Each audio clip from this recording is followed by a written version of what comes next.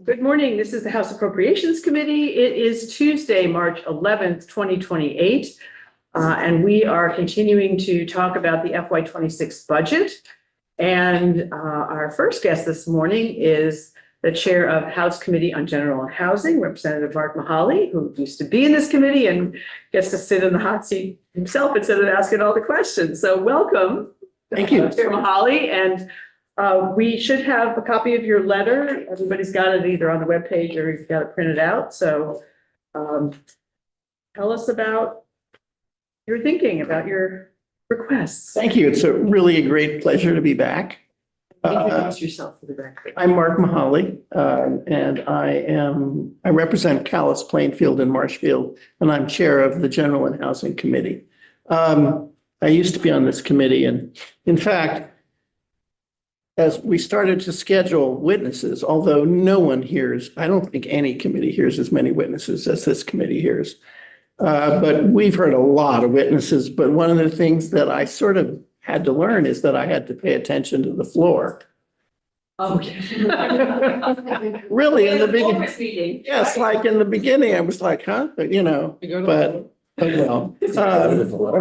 we've heard from builders, including modular, off-site builders. We've heard from the nonprofit providers, from anybody involved in finance, housing finance. So much of this is about money. And the towns, we've heard it, all the state agencies.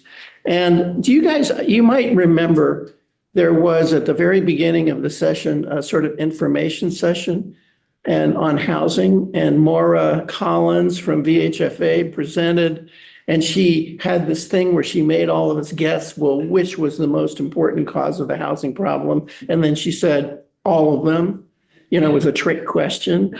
She was right, unfortunately. It's sort of, there's a dozen or so problems, each of which has to be addressed or we don't make it work.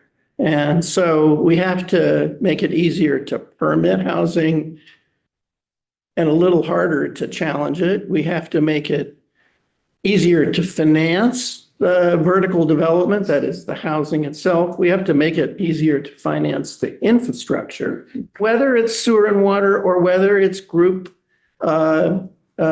septic or whatever it is. We have to make it easier to finance.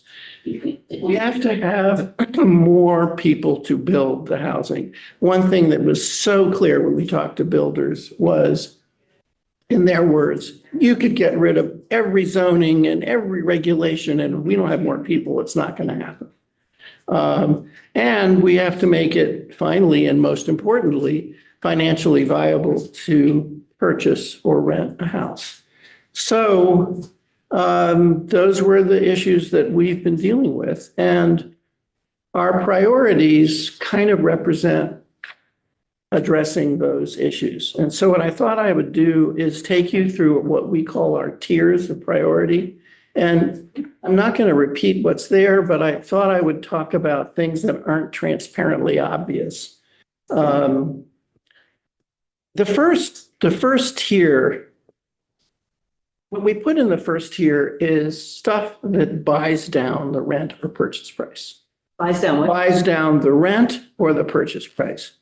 And the reason for that is pretty straightforward, although really difficult to accept, which is that at this point in time, given the price of materials, the possibility of that price even going up because of tariffs, we get a lot of our wood from Canada, the price of labor and interest rates, which don't show any sign of going down significantly, it costs well north of $550,000 to produce a housing unit, easily $600,000, and most Vermonters can't afford that.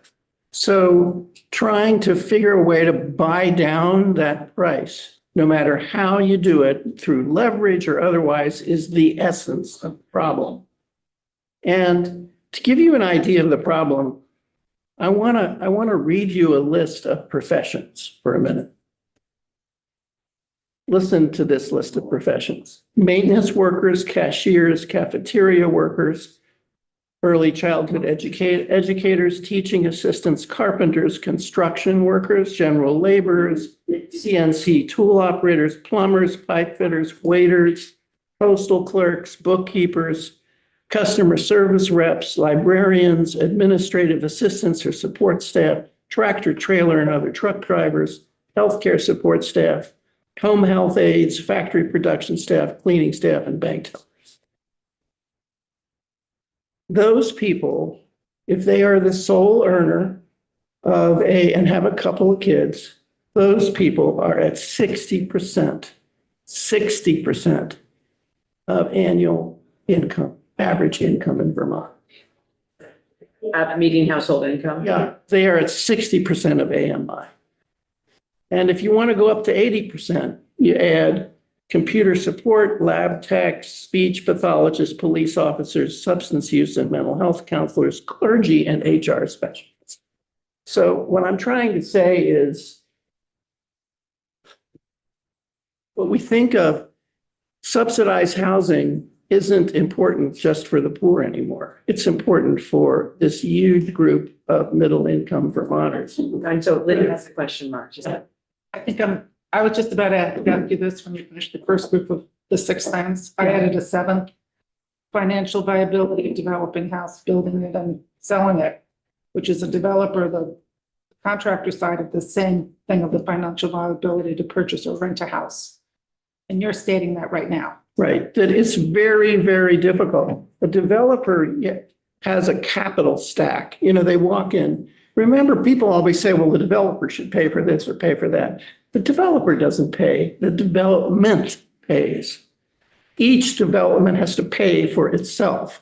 And so they put together a capital stack. And they start there and they know, once you know how much money you've got, and you know how many units can you produce, it's not rocket science to end up with, well, what would you have to charge in order to make a reasonable rate of return? And by the way, a reasonable rate of return just means enough money so that you, A, stay in the business, and B, you can attract capital. That's all it is. So that's why these people, all those people, they really need VHCB. That's why it's at the top of my list. VHCB every year for the last 4 or 5 years, in addition to their base, has spent like $60 million a year. And we don't have that now. I know we don't have that. I know, by the way, I've been in your seats. I know you have, in terms of the amount of requests you have, it outweighs what you've got by a factor of 10 or 20. I don't know whether it's 20, but it's double digits. Yeah. It's double. I know that. And I'm just trying to tell you why we put what we put here. We originally hoped for 40 million. I just cut it down to 25. Where's that come from? It's just something, it's something. If we're serious about building housing, we've got that people can afford VHCB, and they leverage their money. They really leverage their money. It's like 3 or 4 to 1 with other grants. The same is true with VHFA. There's Mark. yes, Jim. Mark, so if I'm reading the first one, 25 over and above what is in the governor's recommendation. Which is 27, I think, is the base. Is this considered one time or is this considered in addition to the base? I think they'd probably be happy with one time, but of course they'd be happier with base. Okay, no, I understand. I'm just trying to. I think as you can see, Yeah, so it's right. Yeah. I assumed it was one time. it's one every year. Right. We Okay, have not tried to identify a new, stable, non-general fund funding source for VHCB beyond what their base currently is. okay. So we had VHCB in earlier this session. And I guess I didn't quite realize it, but we all know housing is a priority. We need more homes, right? But what I was surprised to learn is, if I heard them correctly, 30% of the money they get in, they put into the land conservation aspect. And I'm wondering, did you committee look at that? I mean, if housing really is a priority, maybe it all goes to housing. It should all go to housing.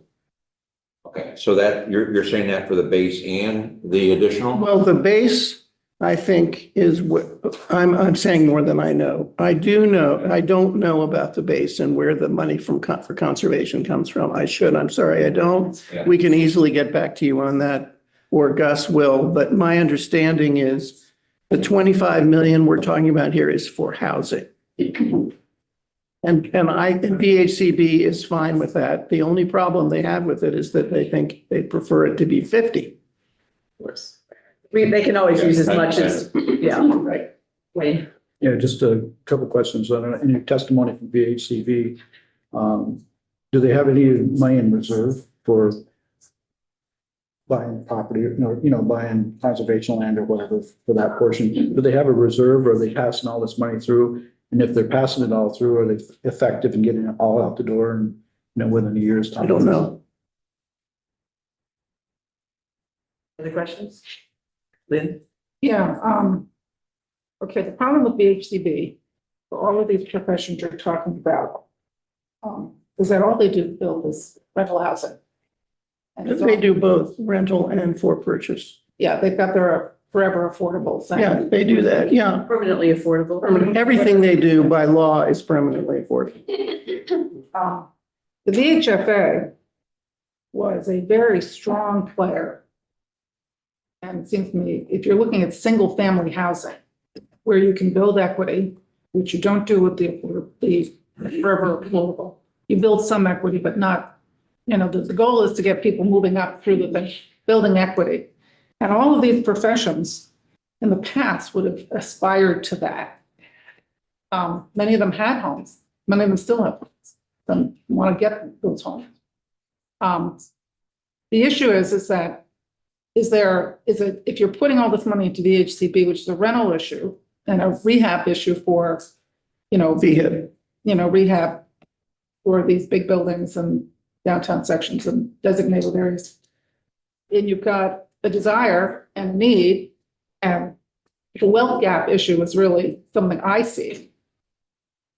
What do you do about the single family? Two thoughts, we're gonna get into two that. thoughts. I'll get into it, but two thoughts. I mean, VHCB is key. I mean, VHFA is key, and we'll talk about that in a minute. But VHCB, they subsidize single-family purchase as well.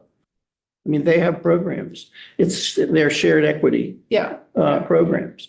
And the advantage of shared equity, of course, is that you're putting public money in, and it stays affordable over time, but still the homeowner can graduate to a non-shared equity after time. And in fact, I don't know if it was in their testimony here, but their testimony before us was that they get a lot of people graduating out of shared equity into permanent housing. It is a stepping stone. VHFA is a completely different approach. Some of it doesn't come here because it's tax credits. We've recommended and will be recommending to Ways and Means.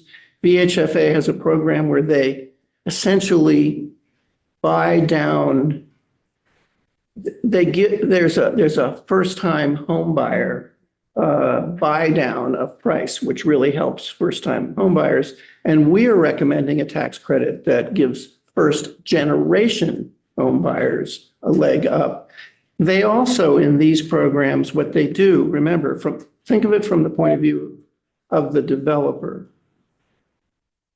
The developer, anytime you give a developer input into their pro forma, into their spreadsheet, whether it's tax credits or property tax buy down or whatever it is, you are reducing the cost of the housing. And VHFA does it by low interest loans. They give loans at 0.5% below market rate, and they also have these first-time homeowner programs. And that's what these are. The only thing I just do want to say about that, I think, Tiff, you know this, they have requested that these two programs be funded together. The middle income housing program and the revolving loan program, rather than being two appropriations, they would prefer one appropriation because they would like to be able to move money back and forth between these two programs. They address slightly different market conditions, and as the market changes, they'd like that flexibility. And I think beyond what I just said, Maura Collins would be the one to explain that. Okay. Um, So wait, we got another question from Rick. A couple, I mean, on, sort of on that, 500, 600,000.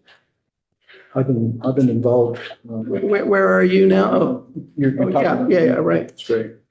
And VHCB, they're only developers, or they giving loans to any individuals that are building? VHCB uses private builders to develop. They're not developers. Give loans to private individuals that have their own builder. VHFA does. Okay, VHFA does, but not VHCB. Right. VHCB, I don't want to say more than I know. VHCB works through generally nonprofit developers, but they do some for-profit developers. Because I know I've had relatives that have been in construction business for years, building houses. And I could see where maybe some of the developers would have more overhead and the cost would be higher than if the money was going out to some individual that had their own build. So may not be as cost effective. But you mentioned when you started that, all these things are important. Right. Yeah, sort of, I see them as, yes, as a kind of a stack of key. But in looking at those, do you see a sequence of which ones, in order to get the whole task completed, the sequence that would be the most efficient and effective at getting us there? I think they do different things. I think VHCB is where people at 60% of AMI have to go. And I think that the middle income sort of begins to reach into the 80% of AMI, et cetera. But you mentioned regulations too. Yes. So in the sequence of all the things that. Oh, right. I definitely feel that we have heard from everybody that we have to make it easier to permit housing, and we have in our omnibus bill provisions that do that, and that we need to really rethink the permit situation too. Thomas, question. So just a little bit, if you don't mind, on the VHCB piece of this, because I think that there's always confusion over what VHCB does and what they don't do, what they advocate for, and how they work with individual nonprofit housing organizations. They, to put it in shorthand, they're first in, last out. So they might put in, let's say, supermarket burns down in Richford. The town comes and eventually they come to themselves and they say, we want to redevelop this space. And so for much of VHCB's experience, especially with the lesser funding that they've received over the years, they're reactive. They're not proactive, they're reactive. So a community loses a space and then they come forward and then they ask for feasibility study, and then they ask for this and they ask for that. And eventually the project can get approved, and then that gets approved through not just VHCB, but through the tax credit programs through VHFA. So it grows into this other thing. In terms of so what they fund is like putting conservation aside. So out of the PTT, out of the tax, they put 40% of that is put aside for conservation, and 60% is for housing. So the reason for the ask here, I think, for the extra over the base is of the money that's being given from the PTT to VHCBs, only 60% of that is for housing. Over the past several years, a lot of the appropriations have been done through ARPA money, et cetera, that have been specific for housing. As to the cost, yes, it costs a lot, and it costs a lot for private developers to build housing. The difference being that VHCB's portion of that is not 500 or 600,000. VHCB's portion of that is 130,000, maybe. And then, so for instance, the project being constructed in Waterbury right now, not only did we wait 10 or 12 years after Tropical Storm Irene to finally redevelop the space, So any guess of how much it would have cost 12 years ago is far less than what it is today. That took 17 investment partners in order to make that work. So investment partners include banks, financial institutions through the low income tax credits. Tax credits, Federal. And so federal tax credits, yeah. And so there's two levels of tax credits, which we don't have to go into, but one, the 9%, which is less available, is obviously your financial institutions are going to want to invest in something that has a 9% return on it. The 4% return obviously doesn't bring back as much, but it's more available. And the reason those are important is because for every dollar that we put in, we're getting $5 to $6 back in investment. So it's a whole different funding system than private building. And it's hard to hear when people say, well, it costs $500,000 or $600,000 per unit, therefore it's not a good investment. It's like, well, you're investing in permanent affordability, perpetual affordability. You're investing in a unit, using Waterbury as an example, where 4 of those units are being put aside to fulfill the pilot program that we just did, that we just funded the last one for. So 4 of those units plus one for their caretaker basically will be for people with disability. And then most of the rest of that will be for workforce housing, which is up to 60%. Representative Wood spoke yesterday of the HOP program, which only goes up to, it's there for people for 30% of AMI. And when you look at that chart behind us of what those are, we're talking extremely low income, and it's 60% of area median income. You're starting to get into teachers, nurses, service individuals, people. And so I think understanding where VHCB is in this process is they manage the inflow and outflow of this money out to projects through these other individual nonprofit housing organizations across the state.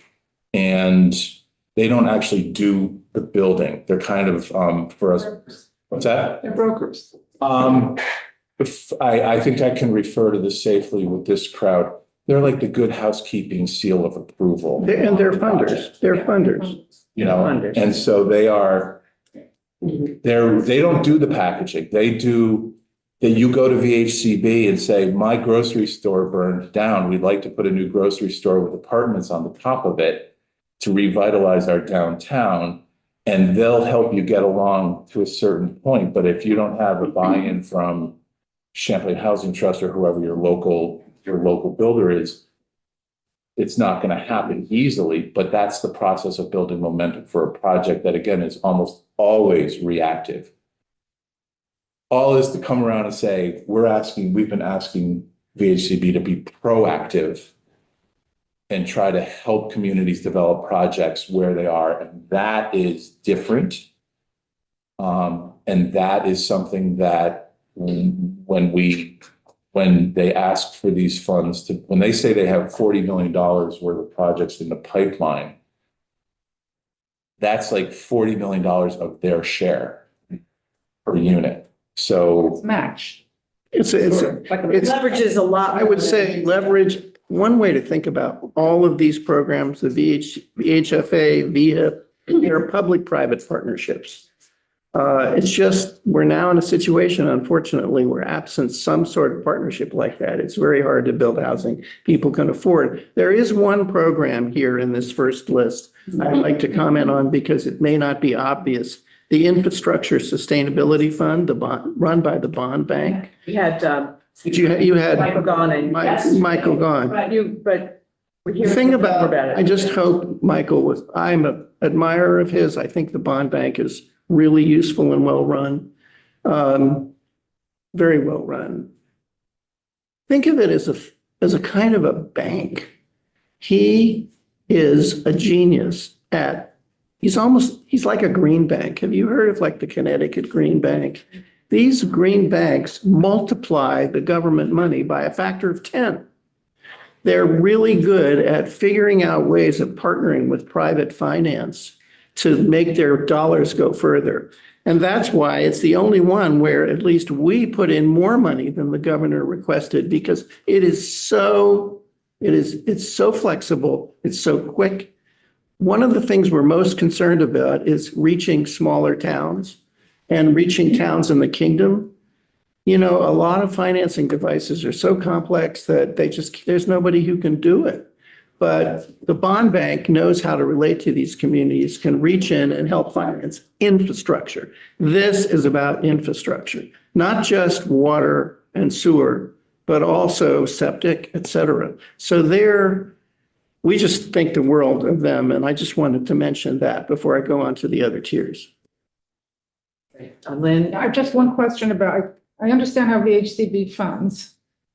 And it does depend on actually tax-free credits for low-income housing, federal tax. There are many sources, but those are But two, yeah. all those organizations or private equity or, real banks, insurance companies, they all contribute that way. Right. So that works. I think for most Vermonters, it's eye-popping to think that you're building an apartment that's worth $565,000 per unit for a two-bedroom unit over the store. But I would like to go back to the HFA, because in my experience, when I sold real estate many years ago, they were the lower income, moderate income, middle income. They had income levels for each county, but they really only helped the buyer. So can you explain how they went from that to what they're doing now, or they expanded They it? help the buyer, but they also help largely developers. We took testimony from a developer who used to build single-family homes and gave up because the only people who could buy them were retirees from Massachusetts. Mm-hmm. And so he started building multiple family homes with VHFA assistance. The VHFA lower income loan, they loan directly to any individual who qualifies. Yes, at a half a point below market, more or less. But through these programs, they make loans financing available to developers, which is great. So that's the 20 million. Yeah. So then the infrastructure bond bank, I just explained. We have a question here. Yes. Not a question, just a little bit of a clarification on the middle income. It's been called several different things since 2022. It was the missing middle for a while. What this program does is that if you're a builder, you come to VHFA to get a building loan, and you say it's penciled out at, let's say, private developers were saying that they can't build a single family home for less than X amount of dollars.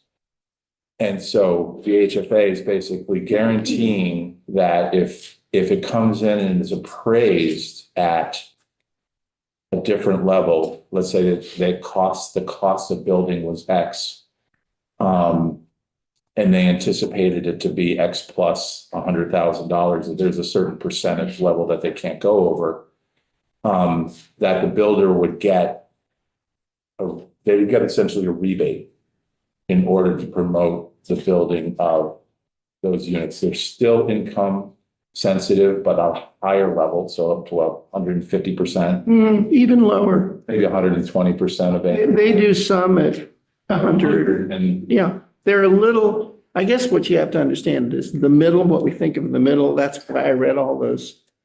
It's a big spread, this middle is a big spread. And the VHFA is very efficient, very effective. So they have some programs, Lynn, direct for homeowners. Right. Okay, and some direct for developers. And some of those are tax credit based. They're also tax credit. Yeah, well, yeah, that's how they're funded. Yeah. The tier 2 also buys down housing. That's on the second page. But I do want to mention a few things. The VHFA modular, I think there's 3 things on here that I particularly like because, we put them in tier 2, but they're cheap. And I know you guys are looking for ways of multiplying your effectiveness. So I'm just highlighting them. Mm-hmm. The modular, I'm sure you may have read, and there's been a lot of coverage of home builders who build in factories. Mm-hmm. They build homes in factories. Well, we took a lot of testimony about that. Those homes, they're not going to be much cheaper, but they're faster and they could be built in scale. So there's a report with a whole bunch of recommendations, and what VHFA wants at this point is enough money to bring to a proposal to us for something real. And that would be a 1 FTE and some consultant money so that they could do it. That's what the VHFA modular program 1 FTE is.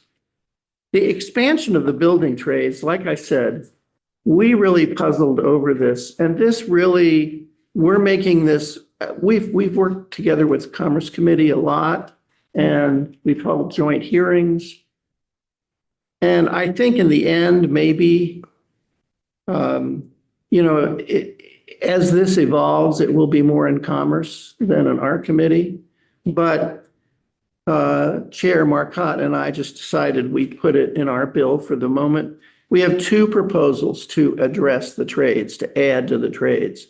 One is Vermont State Colleges runs a internship program. These are people working full-time for some builder who get certified as plumbers and certified as electricians, where you need a certification, and not carpenters, just those. They want to add a program for HVAC, heating, ventilating, air conditioning. In Vermont, that is becoming increasingly important as more and more homes are weatherized. You need air transfer systems. I mean, I have one in my house, and it was hard for me to find someone to look at it after 10 years and put it in a new one. So that's one. The other is that the Associated General Contractors has a training program that's great, that works for carpenters and others. And so some of that, the majority of that money is for them. So that's our only effort to really get at, in this bill, get at this huge problem of the fact that the average calendar age of one of our building tradespeople is something like 49 or 50. And of course, what their body age is, having worked out of a pickup truck outside in the winter, I won't speculate. So Rep. Krasinska and then Rep. Lurch. Yep, I'm sorry I was late. I had another meeting here this morning. Where does CTE come into this? CTEs, these programs coordinate with CTE. They're tied together. They coordinate with them because CTE produces people who then go into these programs. We did a field trip a couple of years ago to one of the CTE locations. It was in St. Albans. Yeah. There. Yeah. They're doing a fantastic job. They're bringing people getting people prepared so they can become licensed electricians and plumbers and builders. Right. And some programs are inviting outside the public to come into some of those opportunities too. Is that the idea? Yes, I mean, witnesses said to us that it was CTE students plus students in their 20s. The typical situation that was presented to us is somebody who's just, they're living at home, they're 24 years old, and they have a skill saw and a pickup truck, and they're working out of their pickup truck, but they need to really expand, and really they need certifications, they need all this stuff, and these programs are for them. So did you and Mike talk about that as well? Yes. Would that be part of this? Yes. Here? Yeah. Okay. And I know that House Commerce is working on a Right. whole CTE. They're working on a whole CTE thing, yeah. Yeah. So there's probably going to be a bill. Yeah, there will be a bill, and this will, in some ways, we'll be combining our efforts. Dr. Luigi has a question too. So your VHFA modular program, I like the idea that I've seen the advertisements on TV, looks good to me. But the 1 FTE, this is permanent position, or is this one time? And it's this, I don't know. Just for a proposal, or? I don't know. I should, and we'll get back to you on that. I think they think they need one permanent person to work on the whole problem of modular housing. Do you know? I don't know. I'm just wondering did they send you something in writing about this? They testified. I'll find out and There's get, some testimony that you could just email us. I will find That out. would be great, because I'm looking at that and thinking, do we actually fund positions in state agencies? It's quite a bit for a single position. Well, and I think it's got to be more than just a position because that would be. No, it's a position plus money for, Yeah, so if they have something in writing that we asked for clarification. Maura came back and testified again. Let me see what I can get. Yeah, that would be Okay. helpful. And the home share, I just want to, 1 sec, we got Yeah, one sector, I have one FTEs here. I got one in manufactured home improvement and I got one in modular. Are those two positions that they're looking forward to with BHFA? yes. Different pictures. The manufactured home improvement has to do with mobile home parks. Yeah, and that's also in the governor's recommend. Yes, So that's the same as the it's governor. the same as the governor's recommend. All right, thank you. And I think the governor, frankly, I mean, I think that the VFHA modular FTE just came to a fruition after the governor's budget was put together. But I think that they're probably supportive. The other thing I wanted to mention, which is a little strange in here, is Home Share Vermont. Anybody here familiar with Home Share? They can even testify. Yeah, you know, what we realized is how incredibly efficient they are. Talk about low-priced units. 90% of the people who come into homes are low income. And the satisfaction rate is through the roof, and it's at almost no cost. In other words, someone needs help in the house, light help, you know, just a younger, more able person in the house. Some person who's single needs a place to live. They're happy with that situation. They match them up. And so we just felt like this would be incredible leverage to help them expand their program to beyond where it is now to the kingdom, other counties. So what does the money go for? I think it goes to personnel and to personnel. And also agreements with, they're going to make agreements with other nonprofit providers in the kingdom and Wyndham Windsor, I think. Yeah. And I think they do background checks and things like that. They do the background checks and they also So deal there's with. cost to that. Yeah, and if there's initial problems, as you can imagine, it isn't always smooth. They deal with that. So I'm wondering if this would help us with this hotel program that we have. Some of those people. I think it would. Yes. Sure. Yeah. Depends on the home. Depends on the home, and it also depends on who they are. You see, because if you, let's say, for example, I actually have a very good friend I got the call to reference good friend, and the good friend's telling, you know, they just need an able-bodied person in the house. Well, if they were told, go hire a homeless person, it might be hard for them to swallow that. But if they have an intermediary who does all the background checks and looks into, you know, and all of that, it's really great. So I think so. Maybe limited, but it's one other possibility. Third, Anybody pay rent in home share? Did the person who moves into the? Yeah, they pay rent. They pay rent. Yeah. So they pay that out of their own income. yeah, but it's low. Yeah, it's low. It's low. Yeah. The third priority, I put things in the third tier because they're services generally. And I think maybe what I should do very quickly, because I see we're almost out of time, is just explain them. The resident service program, what this helps people in housing get the services they need so they can, and SASH, remember SASH? We had this pilot program, SASH for All. And if we wanted to, it's been incredibly successful. If we wanted to expand it, it would cost millions. Like 6 million. This 2 million, just keep 2.4 million, it just keeps the status quo. It's just buying the status quo. I think the understanding was that 400,000 Is kept kept in it, Brattleboro. and then 2 million expands it to the Northeast Yeah. Kingdom and somewhere else. Yes. Yeah. And then the homeownership education is, well, first of all, these educate home buyers. That's what that's for. And particularly low-income home buyers. And what they, in other words, there's a little course you can go to. It's open to anybody, but if VHCB, for example, has a shared equity program, Lynn, this would apply to that. they would say, you've got to do this. And they have seen a huge reduction in bank foreclosures for anybody who's gone through this program. Apparently, education really matters. A lot of what you and I take for granted that we just kind of know about how to manage our money and how to manage payments and all of that, a lot of people just weren't raised with that. And this is a great thing.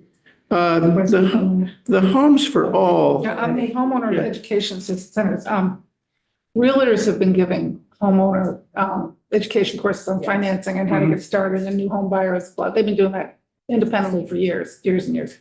And the AHS has like micro. Oh, they capture the Micro business, yeah. Yeah. And that's part of what they also do is they help them set up, they already exist and they've been doing it for years also, but they help them set up savings accounts so that they can save money to start a business or to buy a home or Right. similar. Is this run? I've heard that this, no, I don't think so, but I remember in the testimony that they collaborate with the Realtors program, I think. So I'm just thinking, we're duplicating. No, I don't think we're duplicating. The AHS does have a program. Do they work with us at all? I don't know, but I can find out and I'll get back to you. Tom had a question on the next one. To get to Homes for All. Which homes? There's explanation. Okay, go ahead. Tell us about Homes for All. Okay, I can quickly tell you Homes for All and Universal Design, and then I'm done with that tier. Homes for All is a program inside of DHCD that is it's doing all kinds of market work, talking to Vermonters about what kind of housing. It's trying to overcome what is now called the NIMBY movement. It's trying to turn them into YIMBYs. And what they're doing is they are designing different kinds of housing units in response to what people say they'd like near them. So they're creating designs, literal designs for a duplex or a triplex or a quadruplex, and then testing them out where neighbors could say, yeah, I'd like that near me. I would like that next to me. And that's what they're currently doing. That is in the governor's budget. I can add that one of the thinking pieces that's very active right now is the idea that we would actually create prototypical designs, vernacular designs, that fire safety would pre-approve them. This is all about how to make it easy for local government. They would be pre-approved designs. So they wouldn't have to go through fire safety. They'd be pre-approved. And that the idea would be that if a town that wanted to could approve them as of right, that it wouldn't have to go through as much. So right now, this is also part of sort of related to the simplification process. The universal design is in our bill. One of the universal design is kind of it's how to build accessible homes without going as far as ADA. And it is, creating doorways that are wide enough so that later on you can go through in a wheelchair and et cetera, but not as far as ADA. The problem that agencies encountered is that no one knew what the term meant. And so this is a study committee that this summer, it's got a dozen or so people in it. And this study committee will meet and try to figure out precisely what does universal design mean. And it's all the agencies and all the affected parties. And the 15,000 is just an estimate of their per diems of the people who are not otherwise compensated. We don't know whether it's 10 or whether it's 15, et cetera. We get the Homes for All question. Just a quick And then question, because I want Representative Holly to be able to get through the rest of this. Homes for All is, you said it was a VHCB program, it's a DHCD program? DHCD, yes. Okay. It's community, it's Chris Con. Right. So it's something that's been percolating for a while. Yeah. Um, And it's in the governor's budget. And it does what? It's the design, it's creating a way this- of creating a catalog of designs that would Okay. be able to be slotted into a development plan without permitting or without, if they choose this plan Oh, I see. of a particular house. So, go to the back of any, the fine home building magazine and you'll see catalogs for Yes. buildings. And this is kind of doing this on the state level for what our, Does it sort of eliminate permitting requirements it or would anything give like you that? points, I believe, towards whatever they refer Make it to. faster, Yeah. less costly. And I think it is the nose in the tent for pre-approved housing. It's not there yet, but that's where it's headed. Okay, and I've got a question from Revolution. Yeah, just, you started to answer, the homes for all is VHCB, it's gonna be, that's. when It's gonna pass. Department of Housing and Community Development. That's who that's for. It's in the Agency of Commerce and Community. It's in it's CD. D as in dog, Yeah. C, D. They all sound the same. They do, they all- So starting at the top, the SASH program, what agencies that are in? From? Dale. Yes, right. Yeah. So that's Dale, and the next one down, ownership education centers, that's gonna go there. That's It's external. external, and I have to find that out. It may be AHS. I have to find that out. I did where the money passes to. Yeah. The last one, DHCD, that's a technical assessment. Yeah, Homes for All is the Department of Housing Community Development. The Universal Design Study is just a study. But who would be overseeing that? Would that be again DHCD? Yes, I think so, but I'm not sure. And that study, I'd have to go back and look at our bill and get back to you on who the convener is. Okay. Department of Labor, Department And- of Commerce, all those. Yeah, Agency of Commerce and Community I Development. think it would be, yeah, All those folks. Department of Housing and Community Development is what I would see it as. And then the technical assistance, what? that's inside of Homes for All. Remember I sent you a note. It's a duplication. Oh, that's a duplication. I sent you a note saying I'd found you another $300,000. Okay, Like, that was the so. It's a typographical error. Just I know that I am past the hour and although it's my understanding that I am now under the protective umbrella of, I don't want to keep you too long. No, we're okay. So once we just finish up. Yeah, okay. The last two and then. we'll- As the Human Rights Commission, you know about that too. They're asking for a total of 8 positions for that $887,600. 2 of them are already in the BAA, an intake position and a staff attorney, and it's 6 positions plus 2 part-time. And I have the complete list, but I think you do too. Do you have the complete list? Yeah. Okay. Okay. We have from HRC, right? The only thing I would say, which probably is obvious, so I shouldn't say it, right? It's a lot of money and it's a lot of positions. They're way behind to the point of almost dysfunctionality. I feel like, given what's happening nationally, things may only get worse. And that this is important. On the Land Access Opportunity Board, I do not have any more detail than is provided in this letter at this point. I've asked for more. I know they wanted cannabis fund money. It was not, to my knowledge, in the budget. And I requested more detail, but I don't have it yet. The only other thing I'd mention, I promised Teresa I would mention it.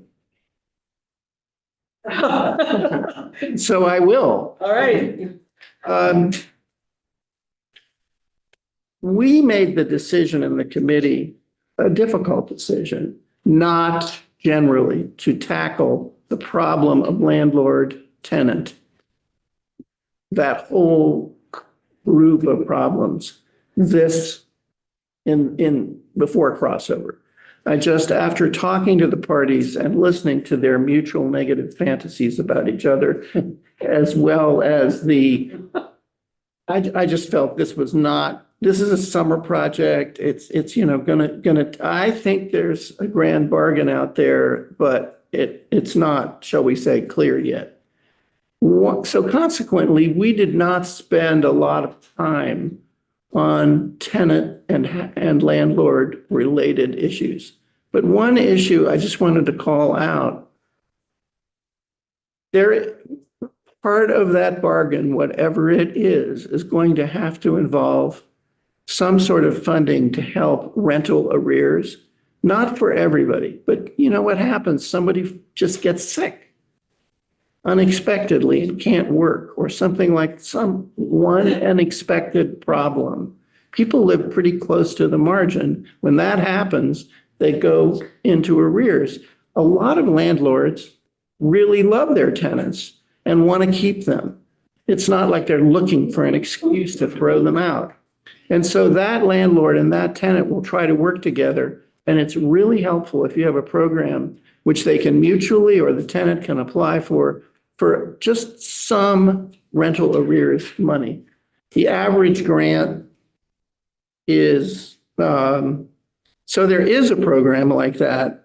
It's a $2.5 million program. It's the VHSA. VSHA.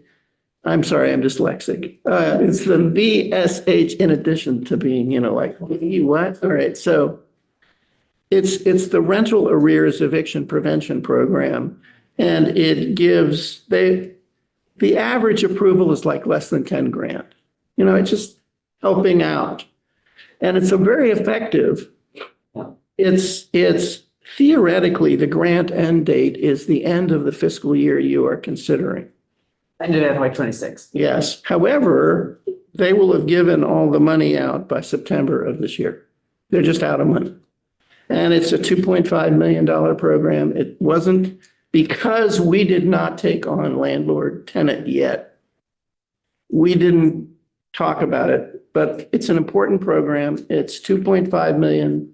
I would say anything at all. I mean, you're talking $10,000 grants.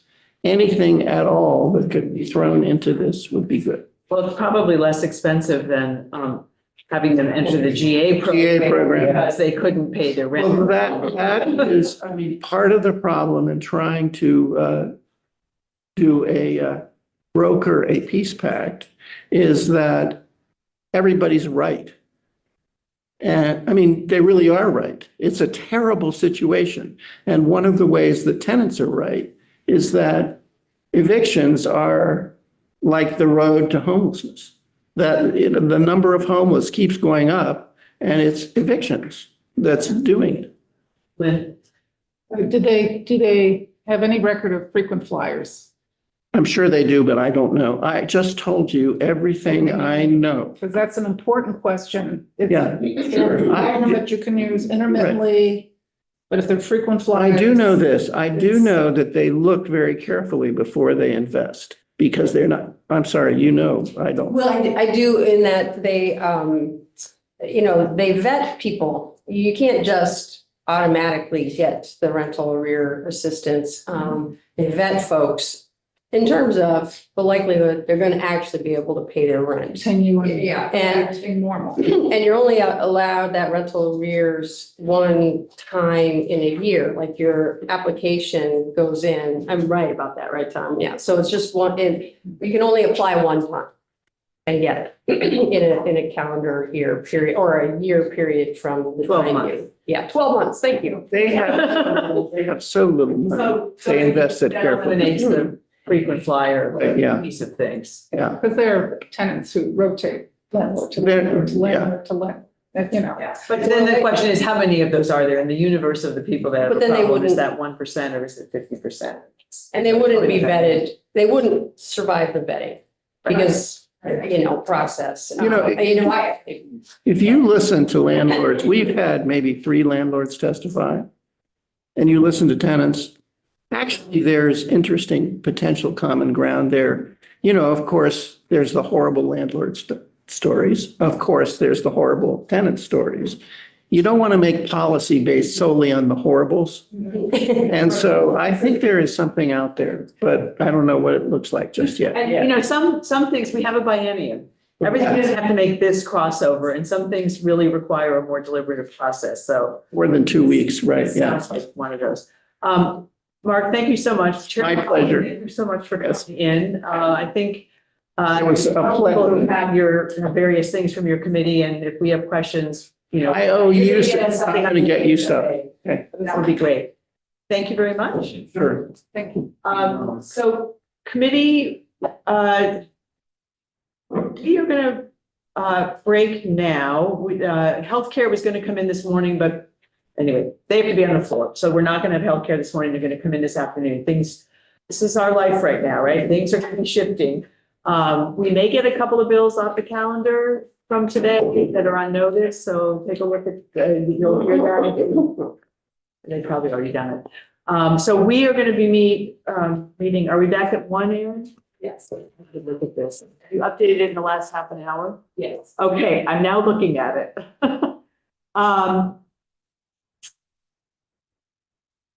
We will discuss H57. I don't think we're going to be voting on it at 1 o'clock, but we will have a discussion about it possibly. We'll have a discussion about it, but I think we'll take off possible vote there on that one. But then, and then at 1:15, we have Alyssa Black coming in for healthcare. And then Teresa Wood will be back to talk about the rest of human services. And then we have Rep. Conlon coming in to talk about education. So we have lots of interesting things to talk about here. So this morning, please work on your portfolios and do what you need to do for that. And then we will meet back here at 1 o'clock.